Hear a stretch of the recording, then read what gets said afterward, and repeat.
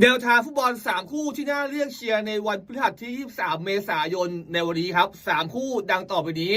มาครับคู่แรกไปเริ่มกันที่ศึกฟุตบอลหนีตายในนาลิก้าของสเปนเป็น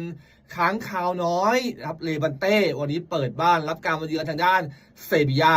ต้องบอกว่าโอกาสการอยู่รอดปลอดภัยของเลบันเต้เนี่ยยังเปิดกว้างอยู่กับการแข่งขันอีก7เกมนะครับวันนี้จะเป็นการตัดแต้มกันโดยตรงเลยระหว่างเซบียากับเลบันเต้ถึงแม้ว่าตอนนี้นะครับทางด้านเลบันเต้เนี่ยจัดหลังอันดับที่19ของตารางแต่พวกเขาครับแต้มเนี่ยไล่จี้อันดับที่17 18 16อยู่เนี่ย3-4แต้มเท่านั้นเองครับโอกาสยังเปิดกว้างอย่างที่ผมบอกไปสถิติการเล่นในบ้านครับต้องบอกว่าค้างคาวน้อยตัวนี้ครับ4แมตช์ที่ผ่านมาเนี่ยไม่แพ้ใครเลยชนะถึง3และเสมอ1ครับส่วนทางด้าน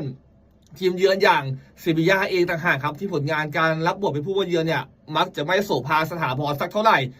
3เกมหลังสุดนะครับแพ้2และเสมอ1และ2เกมหลังสุดก็แพ้ไปด้วยตอนแรกนะครับผมกะจะให้เซบียานะ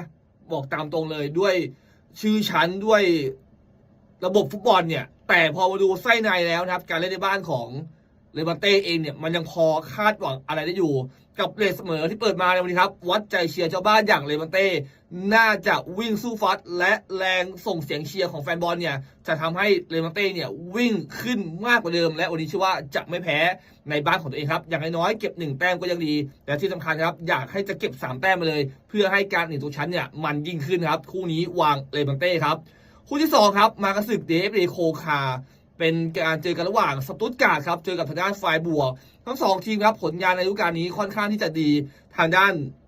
สตุตการ์ดเนี่ยยังพื้นที่ฟุตบอลยุโรปยังเปิดกว้างอยู่นะครับผลงานดีเหมือนกันครับสตุตการ์ดส่วนไฟบวกเองเนี่ยก็เข้ารอบรองชนะเลิศฟุตบอลยูโรปาลีกครับถือว่ามาไกลมากๆครับในฤดูกาลนี้คู่นี้ครับเจอกันยามใดก็มักจะสู้กันอย่างสนุกสูสีและกระแสตอนนี้ครับมีการปรับลงมาด้วยนะครับเชื่อว่าคู่นี้เนี่ยน่าจะใส่กันไฟแลบครับ 2.5 ถึง 3ที่เปิดมาในวันนี้อยากให้มองโอเวอร์สกอร์น่าจะลุ้นมันมากกว่าคู่นี้3ประตูยืนพื้นให้ประตูที่4กินเต็มได้เลยครับและปิดฉากกันที่ฟุตบอลเอดิวิซีลีกของฮอลแลนด์เป็นอันดับ1ของตารางครับอย่างพีทวีไฮโฮเฟนครับวันนี้เปิดบ้านเจอทีมกลางตารางอย่างสโวเล่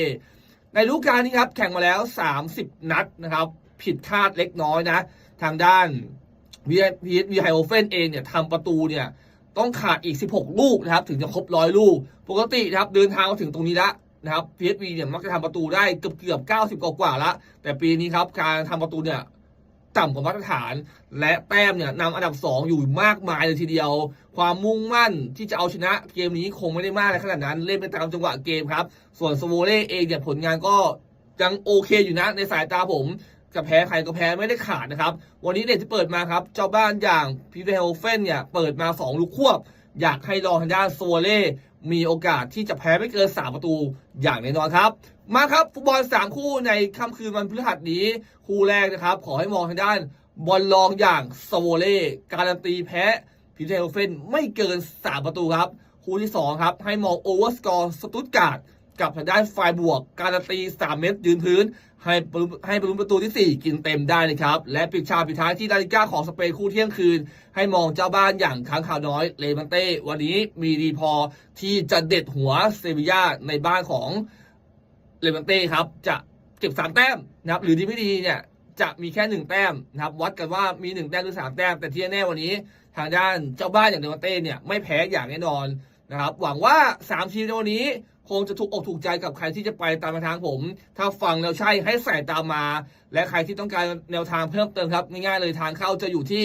ใต้คอมเมนต์เน้นย้ำนะครับทางเข้าใต้คอมเมนต์ใครที่ตามผมในวันนี้ขอให้โชคดีกับ3คู่ที่ผมเลือกให้อยากได้แนวทางเพิ่มเติมสามารถมาเจอกันได้ภายในครอบครัวครับ